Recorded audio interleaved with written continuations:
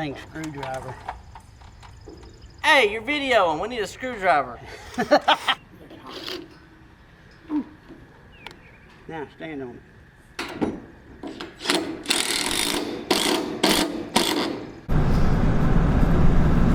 Hey, bud. What's up? Hey, so we are on the way, but I'm headed to Mooresville first. So I don't come through, so I'm going to Mooresville first and I'll come through. So it may be, it's looking, what's 209? It may be, it might be closer to 330 is what it's looking like. Okay. So, I mean, I'm on the way. We're left with the trailer and truck, but it's just going to take a little longer to get there. I'm going to go do that first. Okay. Does that work? That works. All right, buddy. Alright. All right, let's see it. What did you run dirt on? So, Carolina Speedway East Lincoln, I did 4 cylinders, 602, 604 crate, 602 open modified, some street stock. And, Yeah, I love dirt. We spend a lot of time on the dirt track. Yeah. It's awesome. Yeah, the Carolina Speedway is my home track. So. Yeah, and so now what are you gonna run? So we've got a late model. We're actually leaving from here to go pick it up. We're gonna be running the Carolina Pro Late Model Series. Say that loud and with pride. You are the person that allows my kid to walk around in America in a safe way. Thank you. Absolutely not. You don't know how grateful I am. Well, I appreciate It's that. huge. It's huge. tough to find support these days, especially for that. I mean, But I think who doesn't find support in America? Absolutely. As simple as I that. agree. It's like I agree. you guys are everything. appreciate America that. is structure and law. You don't obey to those. Absolutely. It's not that hard of a concept, but people seem to have a hard time. Yeah. I'm sure they have a hard time doing other stuff. Anyway. Awesome. Thank you, Hey, Max. I appreciate it. I hope I see you on the track somewhere. Absolutely, man. Thank you. I appreciate you, getting this. Absolutely. Man. Thank you. And so just for you to understand, you know what MPI is, right? So, MPI, I started it for myself. Okay. So, this is basically the regular stock car steering wheel. It's a tube welded to a spoke with a bit of rubber on it. Okay. These are a couple of evolution of other brands, how they make their product. And this is MPI. So MPI, what I did, I work with NASCAR, and it's a proprietary channel with double avionic rivets, and the spoke, has different length. This one comes down, other come up. Injection of polyurethane, so like a vibration absorbance foam, covered in different material. So what this does, when something happens, this channel and the rivets and the way that they interact with the spoke, the wheel deform and protects you. So the wheel deform with over 300 pounds of load. So what it does is that this broke my wrist when I used it. That's why I started MPI for me. For me, Jimmy Johnson and Dale, I think the first guys, was me, Jimmy, Dale Jr., and those 3 guys. And I started just for, to improve safety. And so it's not just a cool product, there's a lot of technicality. The main reason of the existence of MPI is innovation and safety. The wheel needs to deform under impact, under heavy impact, if not something else in your body deforms. Sure. So that's basically what I just told you is the reason why we took MPI from my garage to what it is now, step by step. I came here. So. Yeah, thank you. So, but don't test it out. I plan not to. Awesome. We had an opportunity come up. It was a really good deal on a left-hander, so we picked it up and we were going to go asphalt late model racing again. So that was really cool. It was a huge opportunity. It opened up. A buddy of mine, came across the deal and we're like, let's do this. What's up, bud? Hey, Caleb, nice to finally meet you. Yeah, man, you too. Oh, I feel like I've called and we've talked and all that stuff. And Yeah, we've talked on the phone before, and you're going to do it this time. Huh? I'm going to do it this time. Good for We're you. going to do it, so. Good for you. Yeah, Brian said it's a good piece, so. It is a good car. Last time Brian crew chiefed it, they ran 3rd at the North-South Shootout with it. Really? Yeah. Yep. We had half the season left and we had some supporters behind us, so we're like, let's do it. So we did. This is a Howe car. Now, but they up north where his dad runs and all that, they have distance and Howe cars up there, and these things fly up there. Them guys make them go.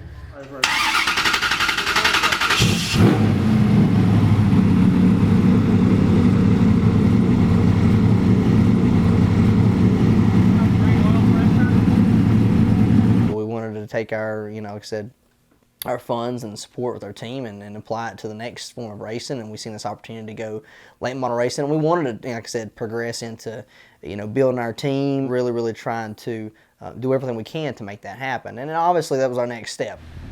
All right, stay back. Slow, I'm watching that. I think the nose should be okay. They cut right, cut left of me. Into the...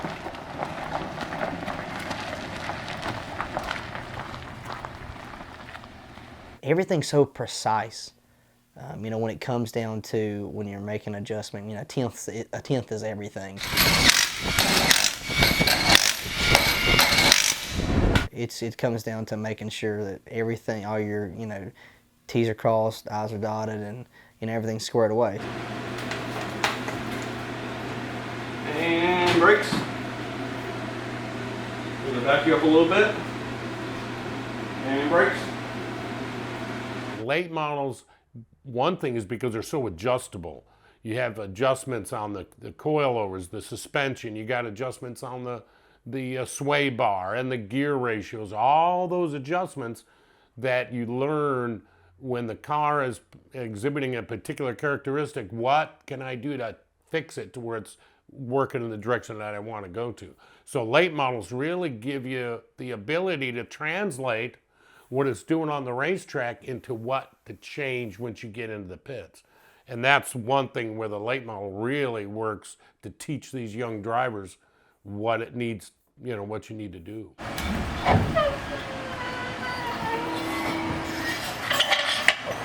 We're getting the car scaled out before we go out and test to make sure everything's kind of got a basic base. We got a baseline to kind of go off of. There's a certain weight you gotta be according to the rules.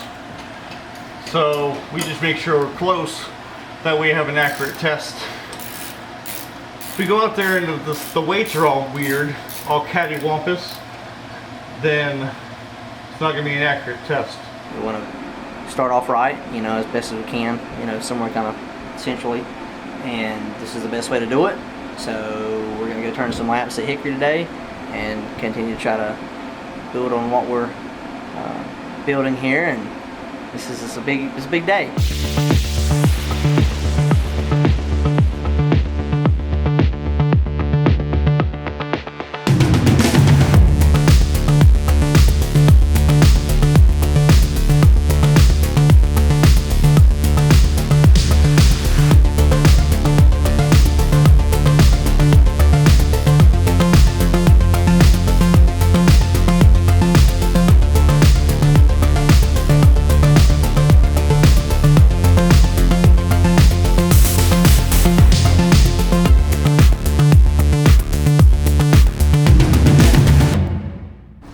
Just want to try to get low and straight off the corners with the bigger car. Yeah. If you're coming off above that triangle right there, sooner or later you're probably going to spin out or hit the wall. You don't want to. Yeah, over there it's tough. Yeah. Here's like every short track in America. That's a double apex deal over there, so. I mean, full-size stock car on asphalt, not as much experience as my anything else in the past that I've raced. So it was definitely different. When we set up, we went to a test at Hickory. We wanted to just shake it down and really see how the car felt. The Olin shocks, I mean, they probably need to be gone through, but they're good for him for right now. Yeah, I'm surprised. Hell, if I'd got the chance, I'd have bought the damn thing. It looks like fun. Yeah. It's a good starter car for him. It's pretty good, yep. Daryl, he came out. He's got a lot of experience racing asphalt, all the way from the Winston West series to, you know, on the ARCA series. So I knew having him there and giving me that great experience that he has and knowledge, it would really, you know, give me what I needed to kind of get a good feel of the car. Well, I'm going to try to help Caleb do everything as best he can, and pay attention and grow, you know, as a driver. And I don't know if I'm just out of it, and then I'm deciding, all right, now I'll go. Instead of, like, I'll think about going, I'm like, oh, not yet, and then I'll. But you know what I mean? Brake, throttle, brake, throttle, not brake. Yeah, I mean, if you get out of the throttle too soon going in the corner, you don't get to get back on the gas again. You only get the back on the gas once.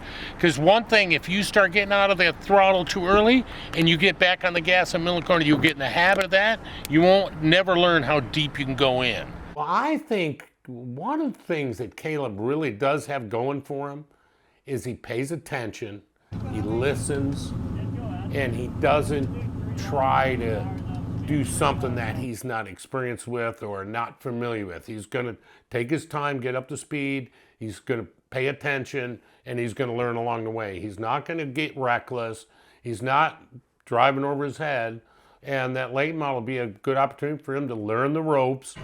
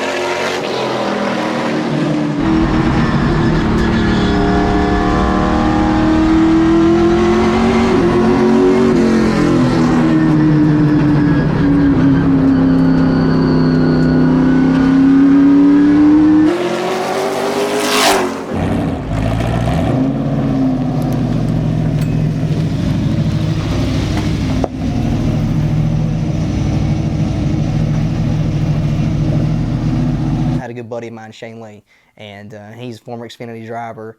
I think he's going to do some stuff this coming year, but he on the team and done a lot of stuff. He's a track champion, multi-track champion at Hickory Motor Speedway, so I think the world of him, his racing ability. So anything that comes from him, I asked him. He was more than happy to come to the track. Can he give me some pointers? How far are you getting on the concrete pad? Just enough where you could, just where your tires are just run a line and then you're right back off. And you said, don't do it without new tires, but it just felt like you could get that run off. Yeah, a whole lot better. Get there and wrap that thing and get straight off of it, you'll have it. You can just get back to the throttle so much quicker doing that. I'm not really as confident going into 3 whether I'm shooting in or do I need to, like you said, come up high, but you said that's going to wear the right. If you hold a big arc there, it might not do it as bad in this car since they're lighter, but like the late model stuff, if you hold a big arc and cut it all at once and do that kind of stuff, it'll run faster, but it just eats the right tire up. Having Daryl and Shane there was tremendous. One of the biggest things I've seen, it doesn't matter whether I'm racing, whether it be working at law enforcement, whatever, you've got to show yourself friendly. And I'm thankful that I've got so many people in my corner that have stayed by my side through everything through life and want to see me succeed. And they've been there, they've succeeded, and have friends that want to see you succeed as well is awesome. And so I'm excited to have people like them in my life that are willing to, share their experiences and help try to make our journey successful as well. So it's huge.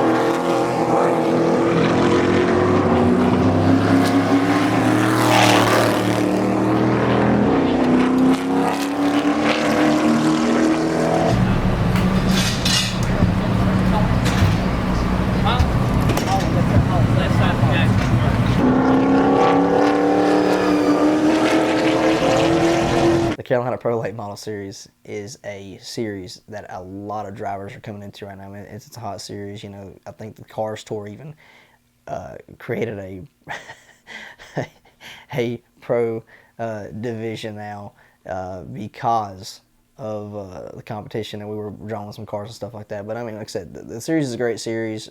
I think Heath does a great job with it. I'm excited to be part of it. You know, we've got a deal in Gus Steen, good buddy of ours. Gus is out there racing. You know, a lot of these up-and-coming NASCAR drivers, this is a series that a lot of guys are in.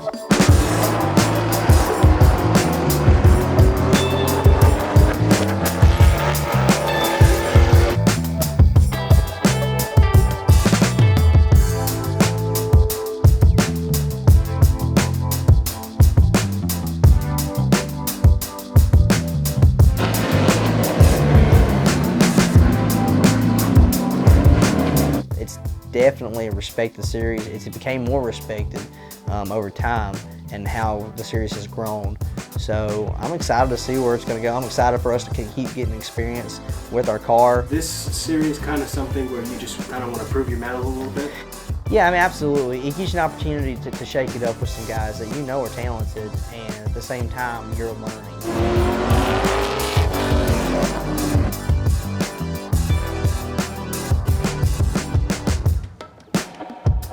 I don't know of any, and I'm sure there are some, but any cup drivers, if you will, or accomplished big car drivers that didn't come through some sort of late model, dirt modified series to get their, you know, to get their sea legs, to get their understanding of what the car does. It's Probably just go back to driving how you were driving it. well, I mean, I felt like I said, I felt like a couple lines. Where 1 and 2 is what I'm feeling tricky about now. And he's on the radio all over me about 1 and 2. Well, it needs to be all over you about right here because you're losing pulling right here. Because even when you crack the throttle here, it just shows the nose. And then like, you can hear, I can hear when you stand on it. You stand on it there. The problem is you're cracking it there. So I don't even need to touch it. Don't touch it. I mean, not there. When you crack it, you need to be like here and roll into it. There's the old saying, you gotta have an egg under your foot. You gotta just, you gotta wait on it, and then. See where he hit the gas up? You can hear these cars just too damn loud, but. Listen to where he picks it up and how little he's touching it. Because you're doing that a little bit, but you're doing it there.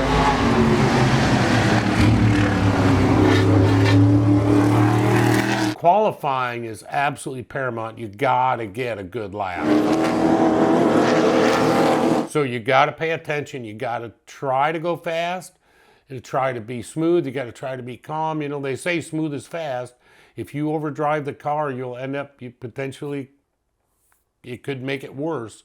So it's a little bit, if you haven't done it a lot, it can be a real challenge.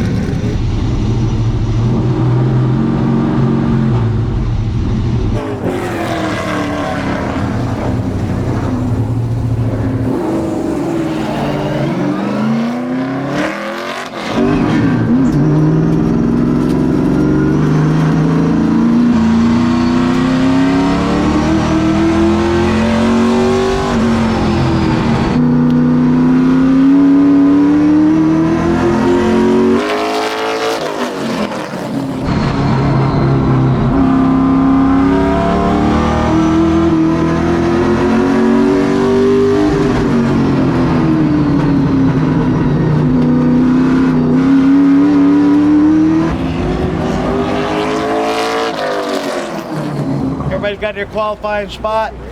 We have a start box coming out of turn 4. All right, the leader pole man can start the race. We suggest you start it at the first line coming out of 4. If you do not start by the first line, the flagman will start the race at the second line. The only problem with that is, with everybody anxious and ready to go, you're liable to get trunked. If you know what I mean by that, you're gonna get hit in the rear end and maybe spun. So, I suggest that the leader starts at the first line on your own. Once you start, the flagman will throw the flag. So if there's any kind of stuff going on the racetrack, I'll either park you or black flag you, put you to the rear. I'll do something. I'm just not in the mood for it tonight. We've had 4 back-to-back races with long, solid green flag races in the pros. The mods I'm struggling with, you guys need, let's try to run a green flag race tonight.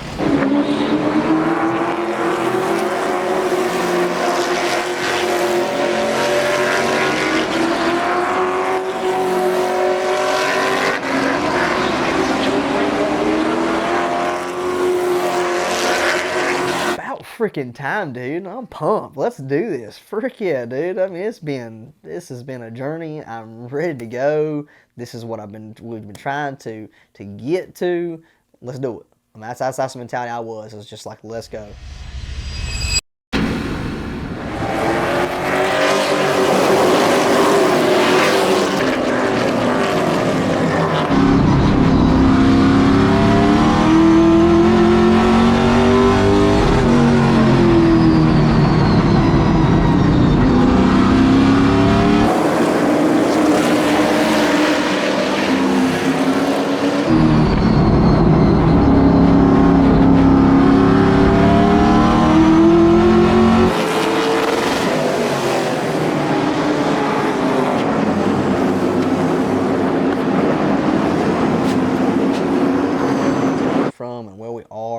Everything in between, the money, the time, the resources, everything that we've done, we've come up with to get to this point.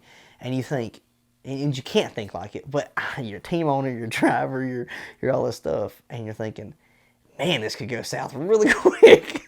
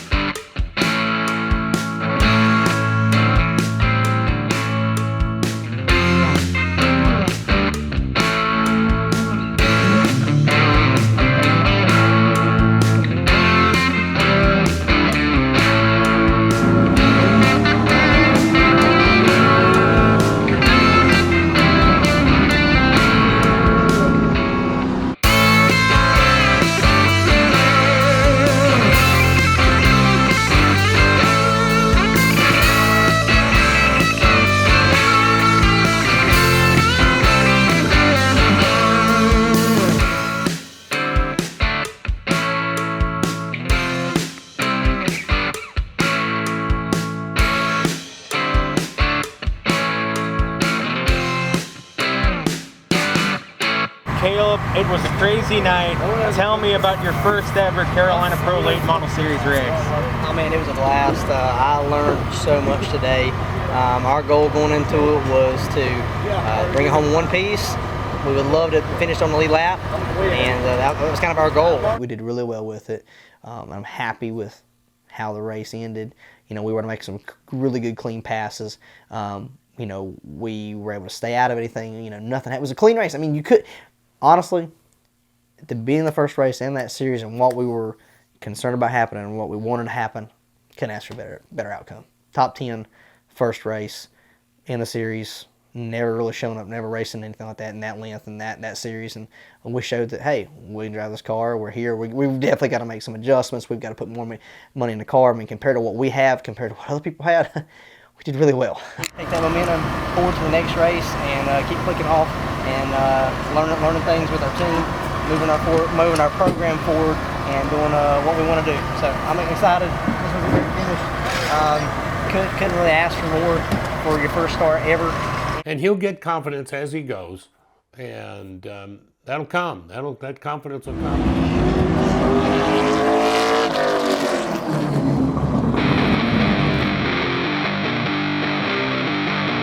Next race coming up is Hickory.